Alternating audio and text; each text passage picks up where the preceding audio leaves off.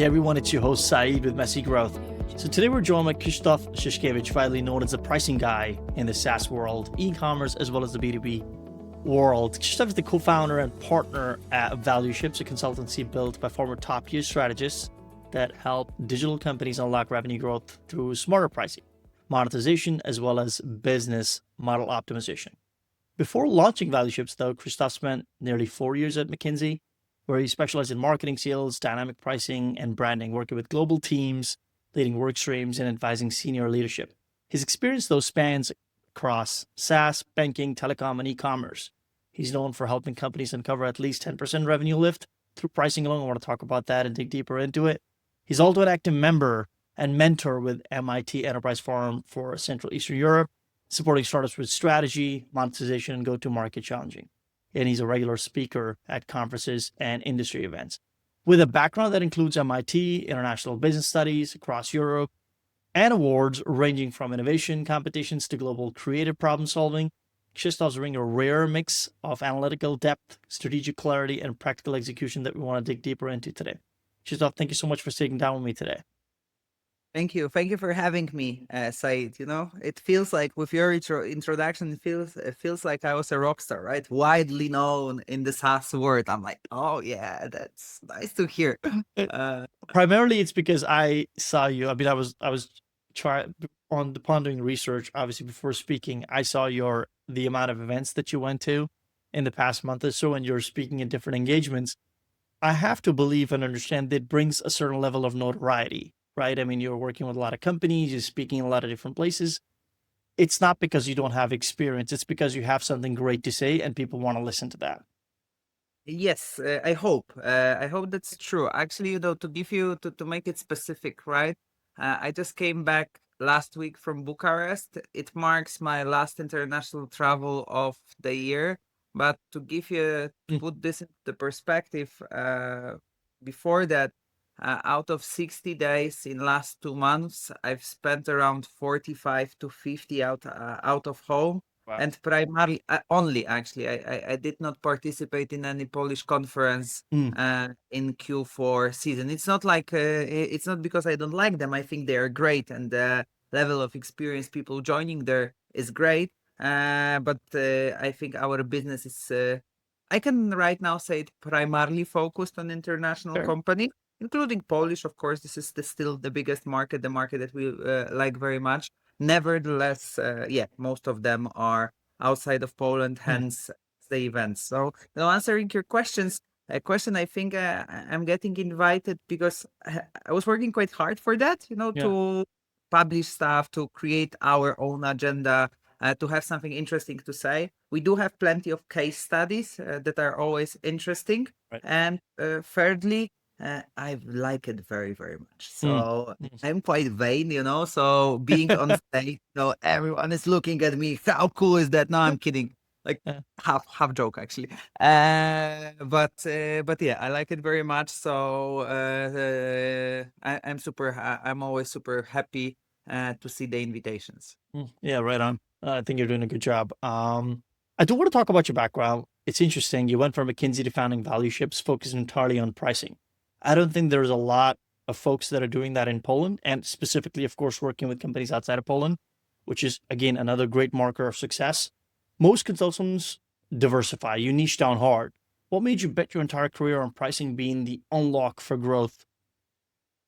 So it's a funny story actually. When I was I joined McKinsey, I joined the firm right out actually when I was still at my college. I was doing my master's in Berlin, and it was like 1 year of studying, half year of work, half year of writing the thesis. So I've joined McKinsey when I was actually this half year dedicated for work, and then I've stayed at the company. I had a great time there, and it was quite funny because when I joined, like the senior expert, the guy who was responsible for pricing knowledge, pricing practice. When I joined after like month or two, he said he was leaving, and he was pricing dedicated person. Right. So me, fresh grad, I was like, hey, that's my opportunity, right? So they were looking for someone who could replace him. Number one. and who could at least gather all his knowledge, get the training, pick his brain, and make sure that there is a knowledge continuum, right? For consultancies, any consultancy, either it's McKinsey or anything else, I mean, knowledge is like the only currency, right? That they are having, knowledge and trust when you think about this. So I was like, hey, look, pick me. Do you know like this from Shrek #1? Like there was this like cookie guy. Yeah, I am here for the task. So I was that guy. And they were like, no, my friend, you've just joined. You need to, play around, make sure that you know what you will be focusing on in the future. Get some topic, like be a generalist within the marketing and sales department, because this was the department that I've joined. But fortunately for me, might be unfortunately for company, but I hope not. I mean, there was nobody. So it was like, yeah, hey, so you can come, you do the job, right? So the guy, he was from Belgium, like a hard city to pronounce. Level. Okay, Leuven. no. It was level Neffel or something like that. Like not even try. I'm so sorry for to all the Belgians, especially Jonathan. Sorry, a good friend. Anyway, and I was like, yeah, let's do it. So that's how I was picked, right? So to say. So it was a bit of a courage, being very self-confident when I was young, kind of like Denning Kruger. I was at the very beginning. Yeah, I can do it. I can do everything. That's how I decided to focus on pricing. Then, of course, I made myself a story behind that. Pricing is combination of arts and science, which I truly believe it is. And my brain, I am like, my brain like is like I'm functioning in chaos, and I'm very good in numbers, like in general. So that makes sense, also within pricing. And then fast forward 4 years, instead of doing like 10 different things in first 4 years in my careers, 80% of what I was doing was pricing. So it's a bitter, like for me it's very sweet, but when you think about this, it might be a bit bittersweet, because I developed my passion and I developed my spike, my specialization very, very early on. 80, maybe 70, maybe 80% of things that I was doing was like in pricing. So it was cool because I was there when the dynamic pricing was being shaped, right? So very beginnings of the dynamic pricing models, like B2B e-commerce, also that was the part, like beginning of software, right?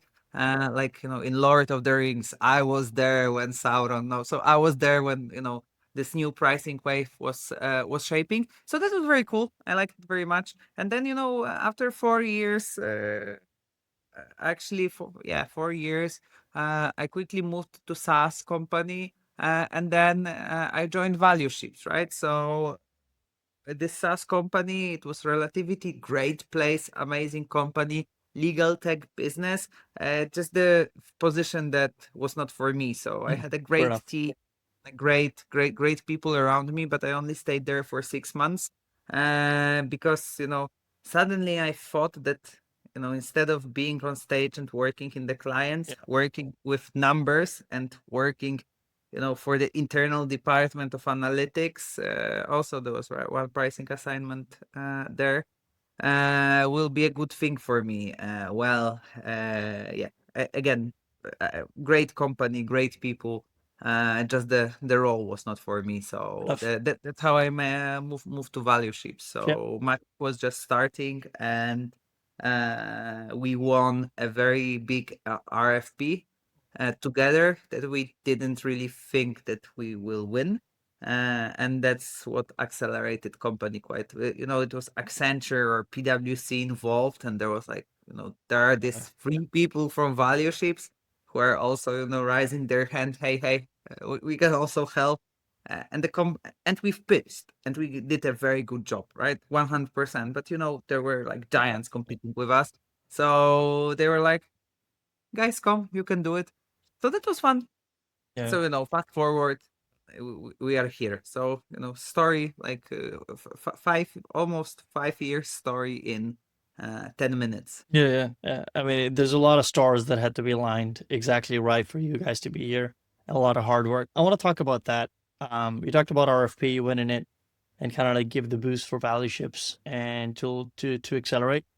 And you claim that every company has at least 10% untapped revenue through pricing optimization.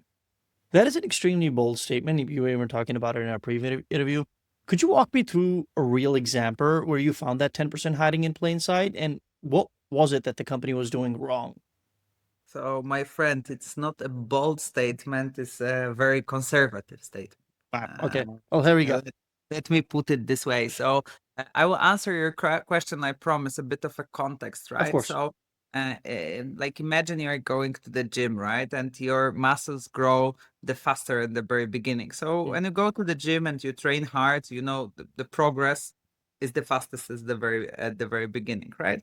And then you can mimic this. And I don't want to say, what Jim has learned me about B2B business. But when you think about this, I think this allegory makes a lot of sense. So with pricing is very much the same because most of the companies are on the zero level of pricing, level proficiency. So there is no process in place. They've just, came up with cost plus pricing, or, there was 1 hour problem solving sessions, or they've just copycat the competition, which means that, when it comes to marketing, when it comes to sales, like if you take like the Cambridge proficiency, like A1, A2, A3, Right. B1, B2, most of the companies are, if you've grew to 10, 20, 30 million, you must be at B2, C1, Yep. proficiency in terms of sales, in terms of marketing, in terms of product, etc.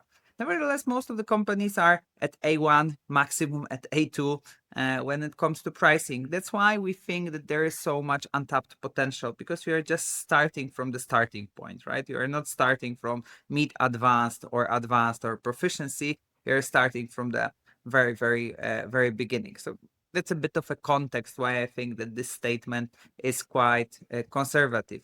Okay. And there's also data that backs this statement. So there are plenty of studies in software profit well, in general business McKinsey, that 1% of pricing optimization creates around 10 to 15% of profitability improvement. There's just a game of maths, but that's actually how it typically works, and those studies are typically based on case studies. So from two angles, I would say that this is quite conservative. When it comes to examples, right? So typically impact from pricing comes down to a couple of things, right? So the first thing is discounted customers. So unfortunately, most of the companies, they do not have any discount management body, right? So they are just, if they're selling either through PLG, so they're selling from website, or SLG, there is a sales sales team in place. Still, they manage to discount their products. There was Black Friday, so we decided to discount our product. We've never increased prices from that. And there was a shutdown of our product. As a gratification, we decided to give some discounts to our clients. Another way around, yeah, we increased the prices to new customers. We have never increased prices to our current customers. So we're living in two worlds when it comes to pricing. So of course, not going down if it's good or not. Typically, not actually. Typically, there is in 90% of the cases, typically there is 10 to 15% at least discount leaking challenge, right? Margin leaking challenge. So this is source number one. To give you an example, lately we've been working with 15 million ARR SaaS business. They were leaking 221. I have it on slide for one Wow. of my conferences. 221 thousand monthly recurring revenue, which means that in general they were leaking 2.4 million in a year. What does it mean leaking, right? Because, oh, they were leaking. Yeah, but Chris, what does it mean, right? So leaking, it means that, if they were to increase current customers, like fraction, it was like 50% of current customers, we've aligned them with a currently existing pricing that new people are buying with, they would have earned 2.4 mil. And of course, not everyone will join, right? Not everyone will be aligned. There are some nitty-gritty details, influencers who have lower prices. I don't know, something bad happened. Someone joined a month ago and we fucked Yeah. up. Yeah, of course, right? And those things happen. Nevertheless, I mean, if you even, increase half of them, right? If you will be successful with half of them, I mean, you will have 1.2, right? If it was 10 million SaaS, you already have 10%, right? Super simple. Number one. Number two, we conducted more than 150 projects. I was counting this. I'm actually counting that for most of the conferences or every conference season that I am participating in. So, man, out of 150 projects, 95%, 95% on average, we're increasing average price, right? So typically, if your pricing is just on A1 level and you Yeah. just came up with that, very, very often you are just underpriced, right? For sure. Because I mean, as a founder, I have this very cool product and I've been working on that very, very hard. And I really don't want price to be the wall between me and users, right? So I Sweet. really want users to work with my product. The same with e-commerce, right? I mean, I have this new e-commerce shop and, I need revenue basically, right? Because I need to buy the new collection. I need to produce the new Yes. collection. It means that I need turnover. Okay, so I mean, price can't stop me from that, right? So Mm. we frequently treat the price, and you might be proud, or Maciek will be proud of me saying that. Price is made of the bricks, but frequently instead of a bridge, it's a wall. When you think Oh. about it, right? So I mean, price should basically correspond with your value, so it should Mm. connect you with your users. Frequently people think it's a wall, so we're gonna underprice just to make sure people are using our products. So, number two is basically repricing, right? When you think about this, and again, I have seen companies that were priced. Look at Brand24. You had Michael on your podcast, right? Look on their pricing like 2-3 years ago. The cheapest one was 39, right? Mm. Right now, the cheapest is 119 or 99. So it's almost threefold, right? Yeah. So, frequently happens, not always. The more commoditized the business, the more competitive is the business, then it happens less frequent because, people are fighting Yeah. and, they get users used to cheaper prices. So Fair enough. that's quite typical. But, Mm. so number two out of this 10% or for to achieve this 10% is repricing. And number three, it's packaging, right? So frequently you just package your product in a way so what's inside your product in a way that again is based on the gut feeling and what people would like to have. Yeah. And unfortunately, things that people would like to have are not exactly the same the same things that people are willing to pay for, Yeah. which create a bit of a friction, Friction. right? Because if I was structure my packaging in a way that what people want, not the versus what they're willing to pay for, most likely most of the people will be buying the cheapest package, right? So those are like the three things that I would say they're the most common. There's plenty more, Of course, there's value plethora of things. setting, blah blah blah. I mean, pricing is a very big umbrella word for many different things, wearing many different hats. But this 10% would be this, right? So case study wise, I mean, I told you about grandfathering discounting. When it comes to underpricing, look at any case study on our website. I mean, typically, you will see on average price increase. It doesn't matter that we didn't decrease the barrier of entry, that we didn't differentiate a bit more. But if you take it en masse, all included, it's on average price increase. And then, repackaging again, most of our case studies. I mean, Cervicate, for example, lately we've been working with ClickTip, for German, very big German, maybe not very big, but like around like 10 mil AR German solutions. Also a big repackaging, repackaging was happening there. So yeah, plenty of examples. It's clear and evident to me that pricing isn't just math. You said it yourself. It's psychology in a lot of ways. You've done dynamic pricing, value-based pricing, all of it. What's the most counterintuitive pricing psychology insight you've discovered that actually moved revenue?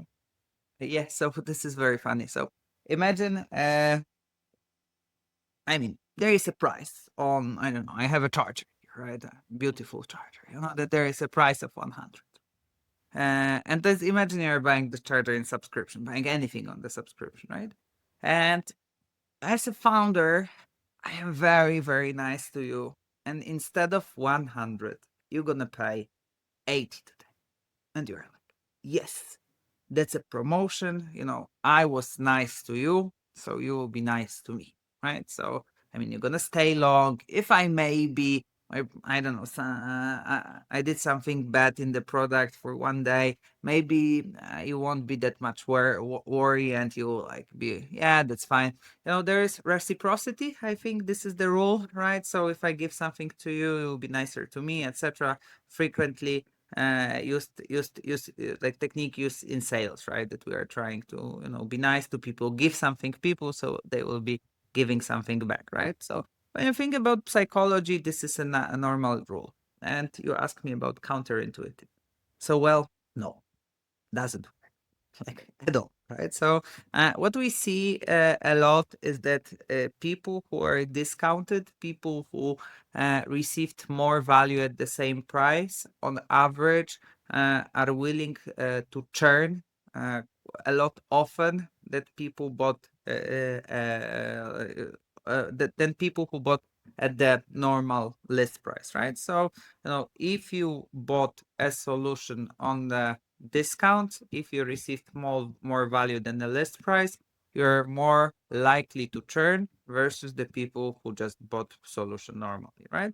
So I thought it was counterintuitive at the first glance. At the second glance, it makes ton of sense, Total right? sense, At yeah. first glance, I was like, yeah, people who are receiving discounts, and me, taking founder perspective, taking the person inside of the company perspective, I'm being nice to my users.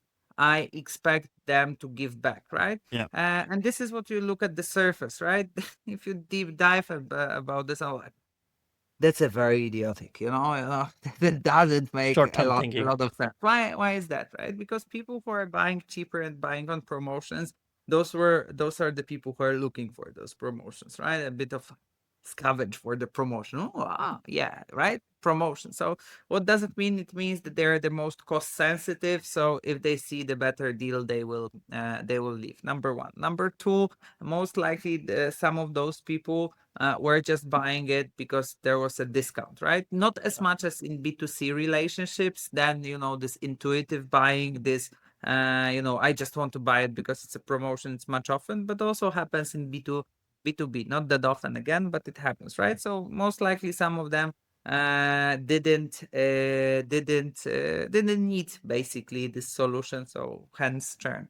And I think the third one is that if you're putting paying the full price for the solution, typically, if you invested a lot in terms of monetary investment, you're gonna also invest your time. And I think that's true for Yeah. many different things, especially recruitment, right? If you invested a lot of if you're investing a lot of time in recruiting people, most likely you will not fire them fast, right? So there is this hire slow, fire fast. Yeah, great on a high Practicalities now. level, bit harder in practice, by the way. But yeah, there is that. So for example, we're investing a lot in recruitment, our time, like many people in value ships are part of it, and which means that the credit of trust the person is receiving at the very beginning is quite high. It's high. It's very hard to get in. But if you're already in, you have your runway, right? So sorry for like a No, side please. note, but that was my discounting creates churn rather than loyal users. That was number one. And number two, I was very quite sad about this, and maybe it's not a counterintuitive thing, but I see that dynamic. So that was a SaaS, a bit of a product, but I think truth in general, right? Discounting doesn't create LTV, doesn't create loyalty, etc. it creates churn, right? More problems rather than benefits. And of course, if you're discounting, you're losing margin effectively. So it's like lose, lose, lose. I don't know, lower margin, lower ARPU, lower LTV. Not great when you think about this. But also, in general, a bit zooming out, when I was starting my career, I've been thinking that, dynamic pricing will be the way of pricing things. And I think it will be maybe for AI, if AI will be sold in marketplaces. What it is, 25th minute, and this is only the first time when we are mentioning AI. I think we should high five side. So blame on me, right? But the second thing was like dynamic pricing. So I was thinking that dynamic pricing will be the way of pricing things. Unfortunately, it's not, right? I'm not sure if unfortunately, but from the conceptual pricing perspective, I mean this, changing prices in time couple of times during the day or during an hour works for some industry, but for most it doesn't. I Yeah, mean, that for was all. Uber, it works great. Like a delivery app, for instance, you can charge it based on time of the day. If you're coming in from the airport, the prices are notoriously high. You can True, tweak true, that. true, But true, with the true. So SaaS, so it works for the marketplaces, right? So it works from the, like, conceptually in the relationships that were the supply and the demand are, you work with supply and demand on the daily basis, right? mm, In e-commerce, I mean, you have a bit of a runway, to sure. send stuff to people, despite, the delivery is coming typically in 2 days, but still, I mean, there is a bit of a supply and demand. And of course, like from the supply perspective, you have typically your warehouse where you stuff your products, right? Or like your products are there. SaaS, I mean, dynamic pricing, not applicable, right? But in e-commerce space or in commercial space, beyond marketplaces, it turns out that people mostly look for products through browser, right?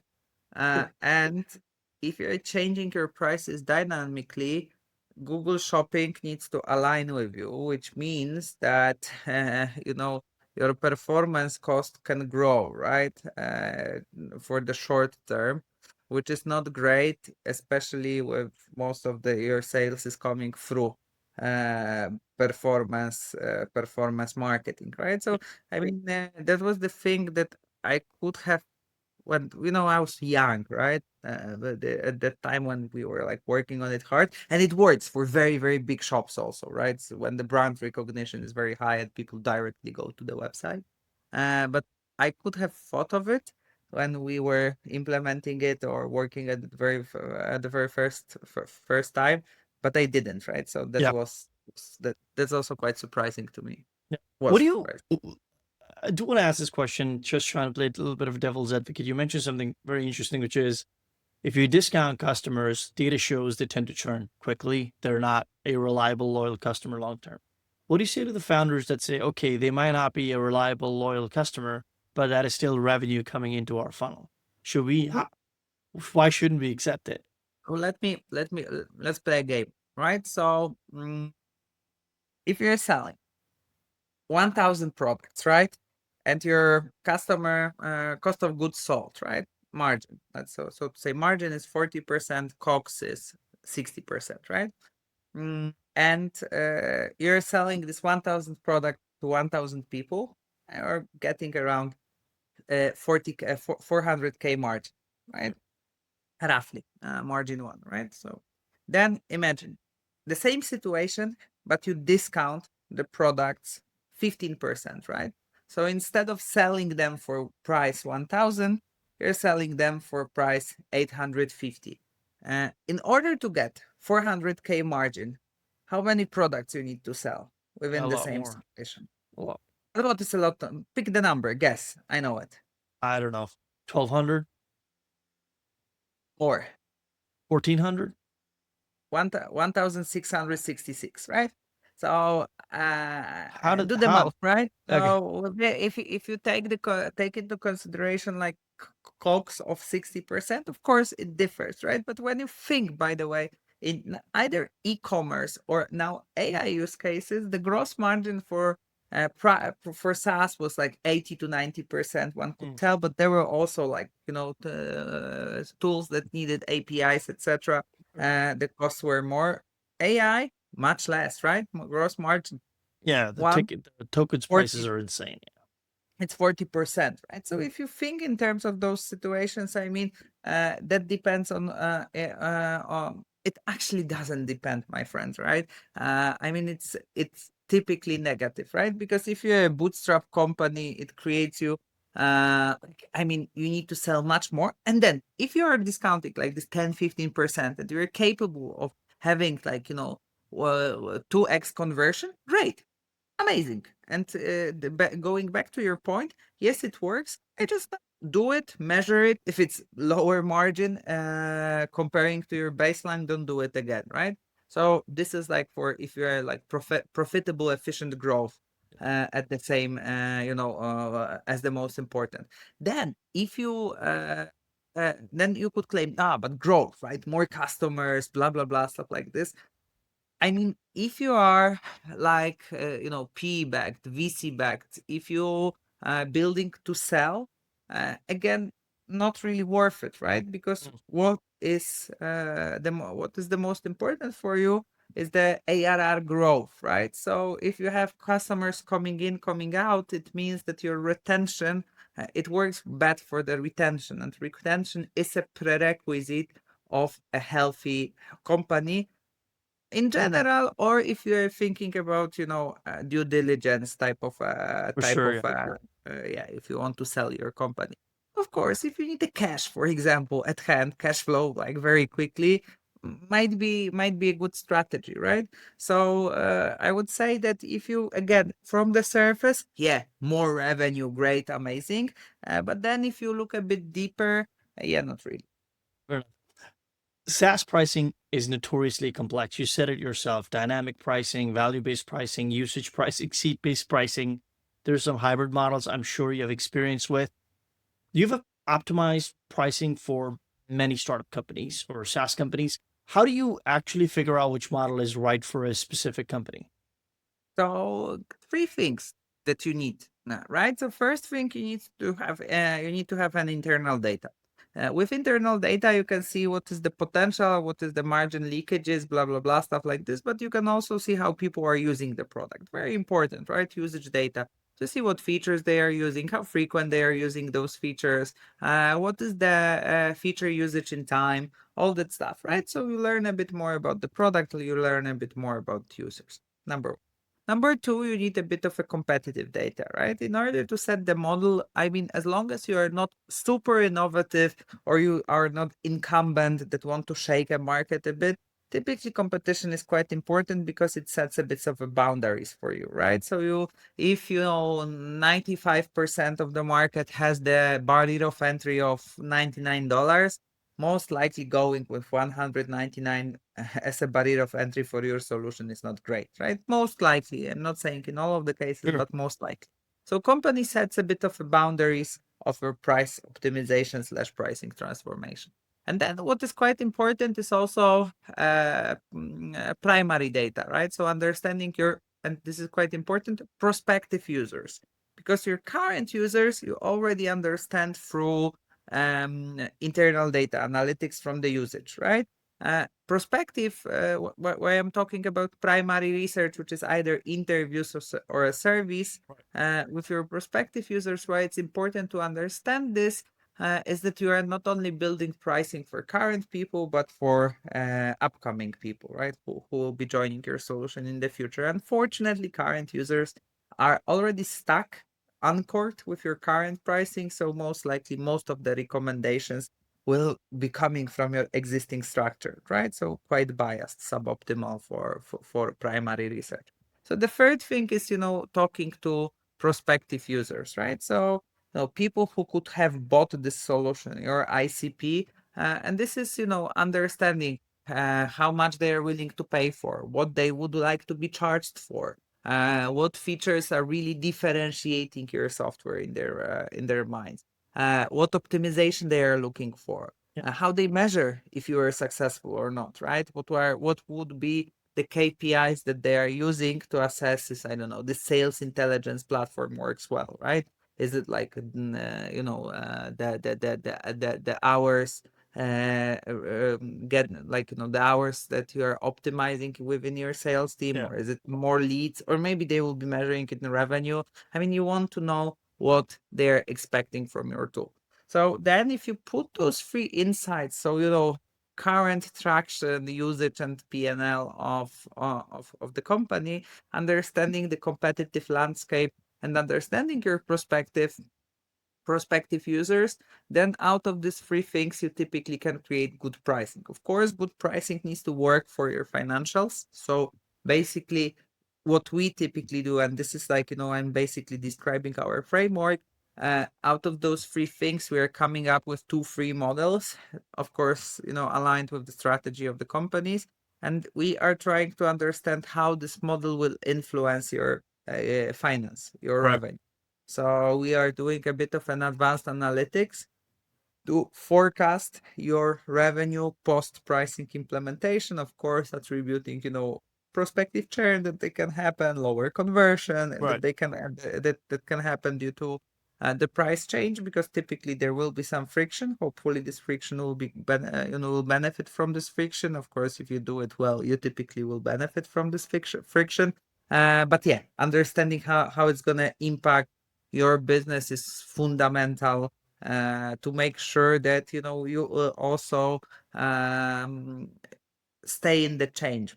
Basically, what it means is that first 2 days might be a bit stressful. You are changing the prices, nothing big Yeah. happened. Some of the already, some of the clients are saying, "Hey, look back, corporate. You are increasing prices. You are evil, blah blah blah." So you're receiving a lot of negative feedback, and you can't see the benefit on the revenue side, Yeah. because it takes a bit of time. So if you have seen this analytics, if you have seen how others did it, most likely you will not you will hold, basically, Yeah. right? Yeah. So Yeah. instead of deciding no, control Z, Yeah. let's not change it. Right. So Couple of, those are a couple of things that we fair take enough. into consideration. Fair enough. A couple of times in this conversation, you talked about discounting playing a massive role, especially when it comes to B2B SaaS. A lot of B2B companies are addicted to discounting. You said founders give discounting out. There is some shortage that happens if they give a discount out. Something goes wrong, discount. Specifically, sales teams give a lot of discount, 20 to 30% off to close the deal, so to speak. How do you break that habit without killing pipeline? You tell me, right? I mean, You because I'm were thinking you're going in as pricing, you want to optimize that. I'm surely this is one of the things when you're mentioning and sharing the data, and a lot of the mid-market enterprise deals are coming in from a sales-led motion. That is a big chunk of the revenue. How do you tell them, like, guys, you got to stop giving the damn discounts? So there's this saying, right? That or there's this study actually that I saw, that people who are, and it is going to be a very plain, right? But people who are well informed, on average, take 50% better than decisions managers, to be precise, than people that don't have information. That was a Yeah, study about the competition, right? So if you already know what the competition is doing, most likely you will be taking sure. better information, right? Or better, we will be taking better decisions. Sorry. And then and then I don't have any clear. I do have facts from my experience, but no studies to support that. But I took this way of thinking with me, and then I thought, hey, what if we were to apply this to margin and discounting, right? So frequently companies or salespeople don't really know what influence they have on overall company while discounting, right? So what we're frequently doing at the very, very first part of the implementation is that, hey, guys, do your salespeople know what will or what is the profitability that they will be having Sure. or they're creating? Do they know how much they're harming this profitability with discounts, right? Do they know actually what is the margin of the product, right?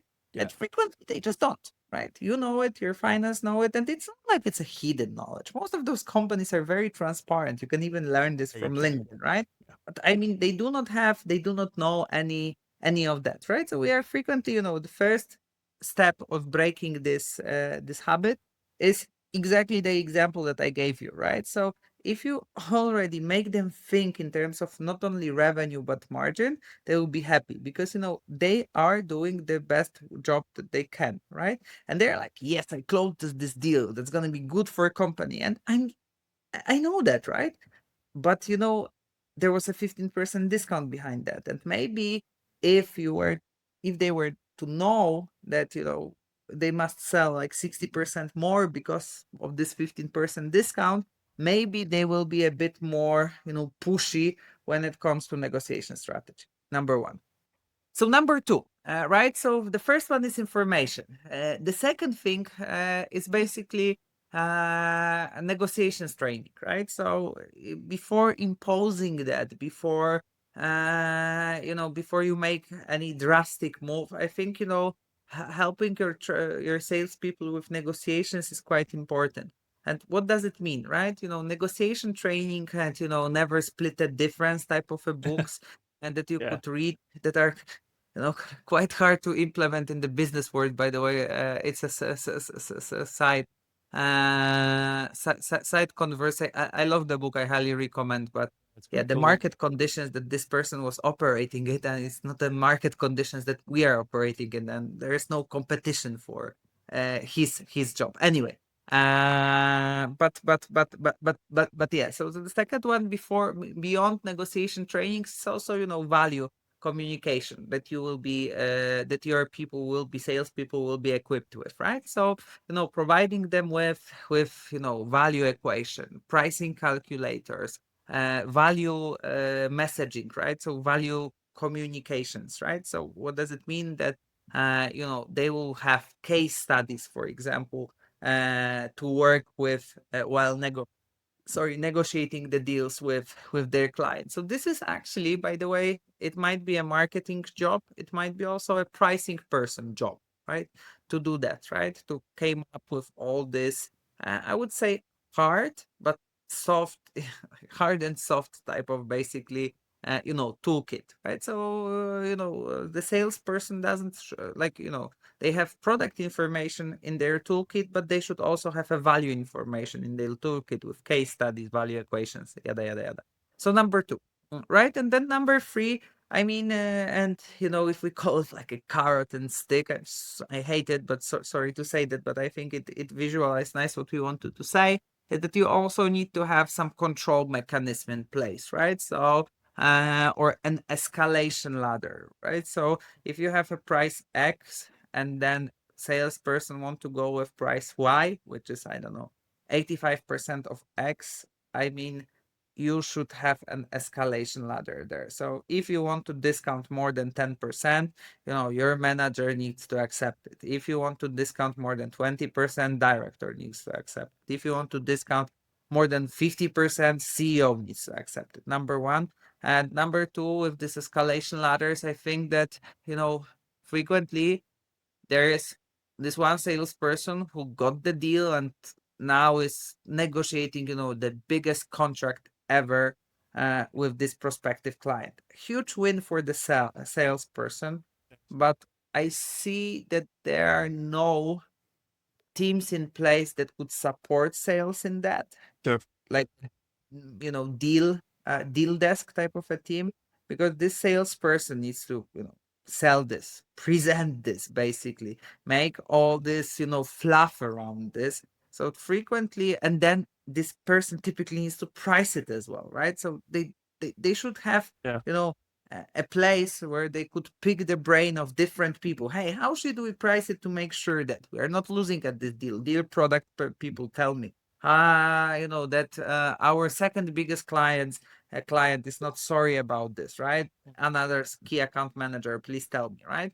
So I would say that this enforcement mechanism should also consist of support, and this support is like a platform where salespeople could also talk to other people in the company about the price. And the biggest deals that, I don't know, let's make it a rule, the deals above 100K MRR or above 1 million ARR are jointly priced, Fair enough. basically, Fair enough. by the deal desk, right?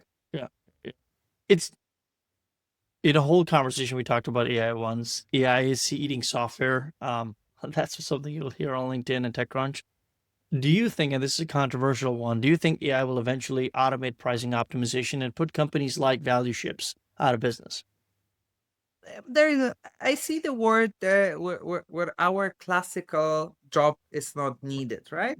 100%. So when calculations, so we, even before AI, we we were struggling with one client, and we had a very big discussions with one client about the price tag itself. Like everything was there, but we didn't know about the price tags. The study was one, the competition was B, it was they were quite far from each other. They had 4 plans.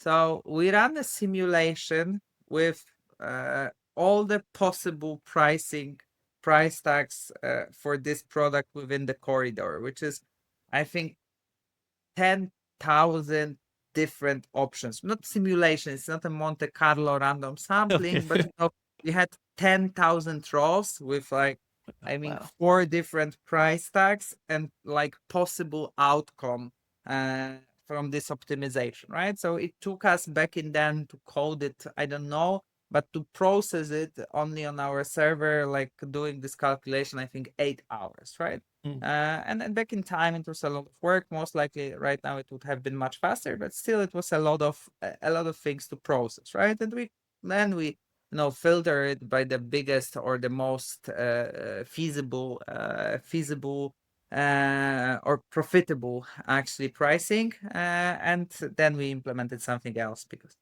it Of made more course. sense. Nevertheless, but we did that, right? So I could see that a lot. But if the hidden agenda or what you are seeing in between the lines is that if I'm worried about my job, not at all, because those things has been here for quite a while Fair enough. already. The biggest blocker in pricing, and it comes down because I was just saying about very tangible things that people can work on. So they are also useful for your audience. But if you were to ask me what are the biggest actually challenges here or biggest unlocks, they are a bit more timely, right? So to implement. So 2 things are psychology, Yeah. basically, when people are just afraid of working on pricing. And I have the feeling 50% of my work is, yes, you can do it. It's Yeah. gonna be fine. If it won't be fine, you'll just control Z it, right? You're not sending rocket to the space. Yeah, it's pricing. It can come back, right? It's like, the worst can happen, and after 7 days you will say, sorry, I hear your feedback. We are coming back to the old pricing. Everyone, you'll be on the old plans, right? I mean, Yeah. it's a failure if you are doing it like this, but it's not a end of the business type of a situation when you change the price. If you fail with your pricing, many people think that it's just it can kill your business. It can 100%, but I mean it takes a bit more than 7 days, right? So that's number one. Number two, and there will be 2 things, right? That was the first. Second thing is a process, right? So pricing is a process. The biggest mistake, and the companies that were the most successful with pricing that I have ever seen are treating the prices on the process. So they're constantly working on that. If Yeah. not the price tag packaging, it's not packaging value communication, it's not value communication value creation, it's not value creation negotiations, yada yada yada yada, multiple things. And it is a process. And AI can create great processes. It can create still AI SDRs that don't really push the needle yet, but they will most likely push the needle in the future. But I would say that processes and pricing processes will be quite hard because it requires like, human to human type of relationships Yeah. with, people who are delivering price to the audience. So I think that, and I'm very excited to see that more and more things will be sold on the marketplaces where pricing will be most likely commission based.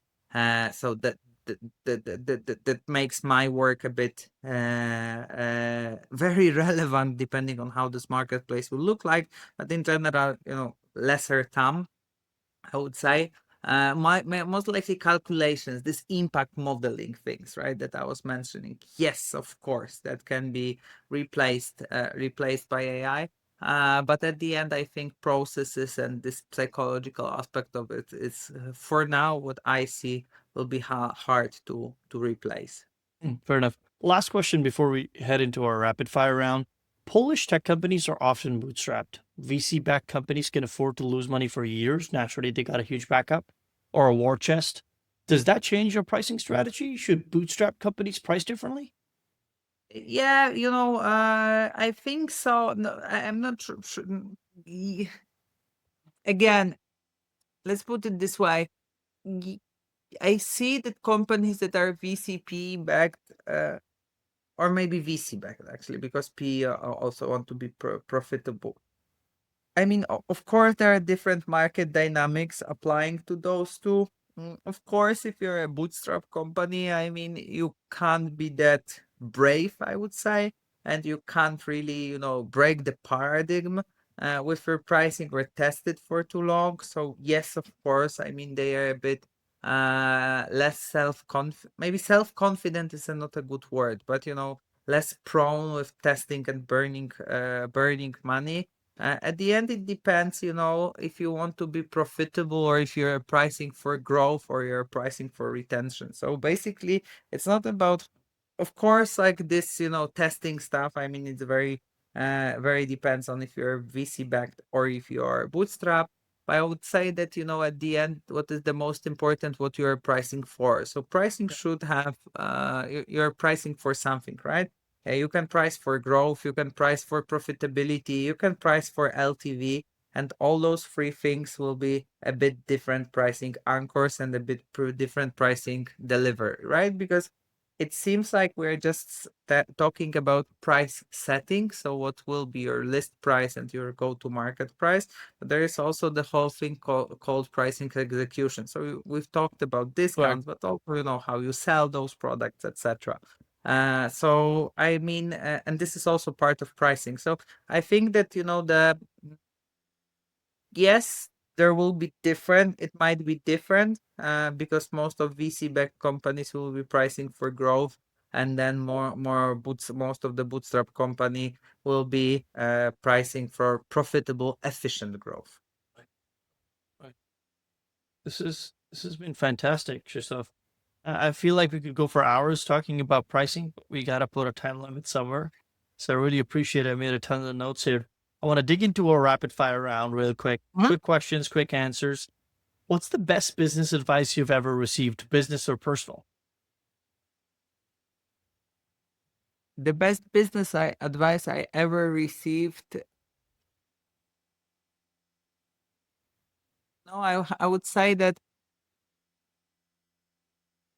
and I don't want to make it like a super banal, like, but the thing is that when I was working on the construction side, I mean, I was it was quite funny because I was like supporting the guy who are like, putting the concrete, and, he was doing something and I didn't have anything to work with.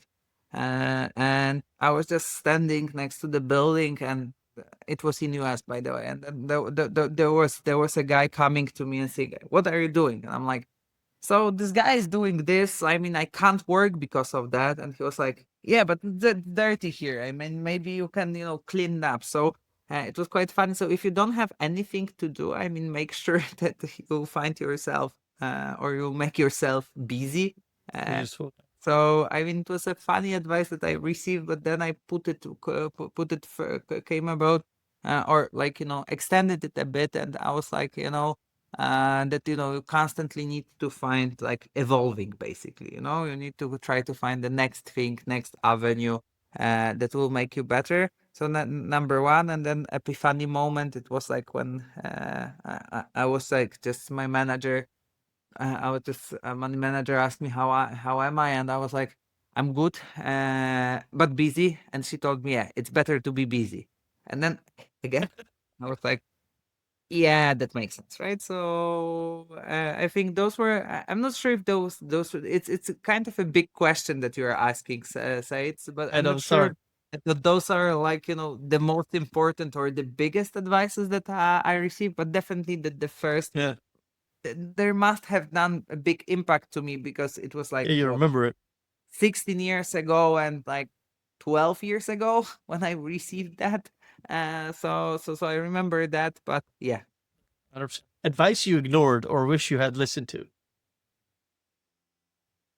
So I think I was like I was very very cocky at the very beginning, and people were telling me follow the passion and follow the impact.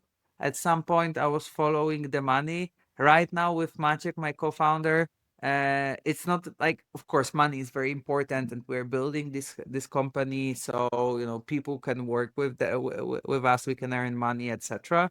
But I have the feeling it was never like with that. It was never about money. Money came eventually.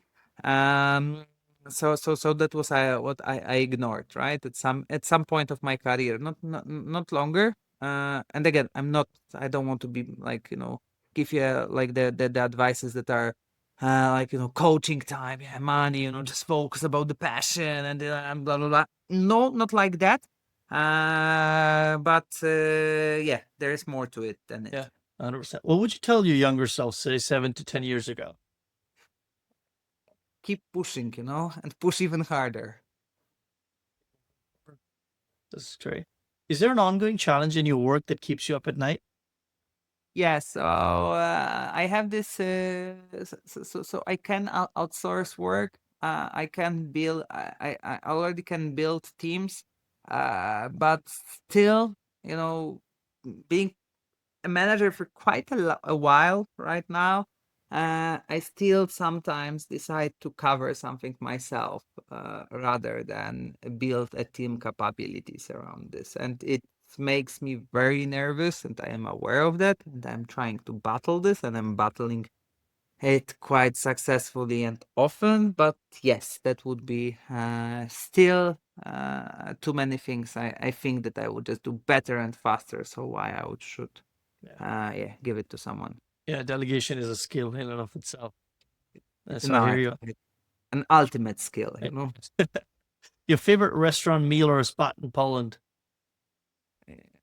I would call Wrocław once then, and which one? So I'm in living in Wrocław, but I'm coming from Łódź. So in Łódź it will be Ato, which is like the sushi place.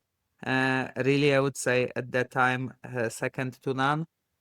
When it comes to Wrocław, I would call Młoda Polska.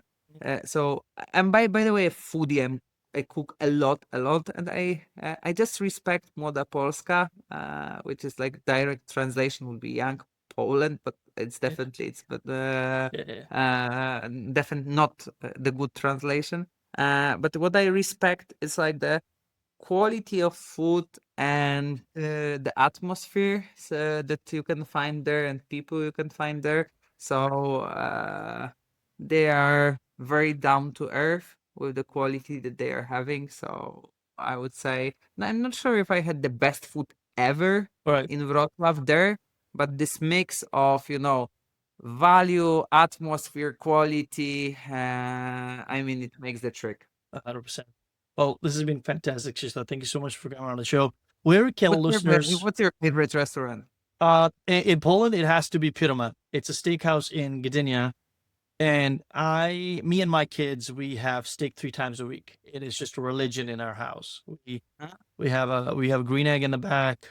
We got a grill, so we just fire it up and we are making grills. And I think that place I have literally driven no less than 10 times to Gdynia just for that steakhouse. It's a small shack. It's not bigger than actually this room. It's got 4 tables in it, but the damn steaks and their hand-cut fries, it is hands down the best steak I've had this side of the Atlantic. Man, so if you like this and if you're driving to Gdynia, I think that the best restaurant ever. So I'm just limited myself to Poland and to not Poland, but the places where I'm coming from. But in Gdynia, my friend is a chef in a brunch place. Okay, what's the name? And I'm almost there. So I'm actually going to Gdynia this week, so it's actually a good excuse for me to try it. well, how was it? So unfortunately, when you are in this hardcore flow, it's called Flow Cafe. Man, it's like Jan Zabelski, amazing guy. I love him. He used to be a senior product manager, and right now he's a chef. Wow. He was working in Zara. And so what a story, by the way. Like this guy, amazing. And he's right now a chef in Flow Cafe. Man, the best croque madame that I ever had. And I was in Paris twice for the conferences this year and the last year. And I had croque madame, I had croque monsieur. They are not even close to what Zabel is doing in Flow Cafe. It will be a queue, by the way. They are open only from, I think, 7:30 to 3 p.m. But I mean, the quality of brunch, breakfast, lunch that you will have there, coffee, and if you are a wine person, wine. I mean, it's a second to none quality in the whole Poland. I'm not sure if that I ever had, and I am a foodie. There you go. I'm definitely going to visit. Flow, man. You go with the flow. I will, and I will tell who exactly is that recommended me. I think should be fun. Thank you so much for that. I made a note of it. Krzysztof, where can listeners find you? I think LinkedIn plus websites, right? So I'm using LinkedIn quite often. I am a LinkedIn person on my way to become a Linfluencer. Maybe one day, I hope, finger crossed. Yeah, I know. Linfluencer. This is the first time you hear that, Linfluencer. I'm not. This is not my desire, but I fully understand why. I mean, I think like the badge of top voice looks pretty cool. It looks. Awesome. And then I think that it's much easier to become one when you are in US because your thumb is gigantic. That's huge. Yeah. But I will not make excuses. I will just keep pushing. There you go. Keep moving forward. Is your project, upcoming launch, talk, or event that you're excited about? I'm excited about vacations right now. Oh, there you go. You're taking time off for Christmas? To vacations after 50 days in a plane. I'm going to vacations. So no, but I'm going to Vietnam and to Singapore. Oh, right on. Again, fall for me. But work-wise projects. So we are starting to work with like very big companies, unicorns. So I think we'll have more and more of them like coming in 2026. Nice. So we had 2 this year, and it's hard, but also very fulfilling. Also working for smaller companies, amazing and great, but you can really learn a lot from companies that were going at that speed. So that is what I'm very excited about, building those capabilities, and then this we can also transform to smaller companies.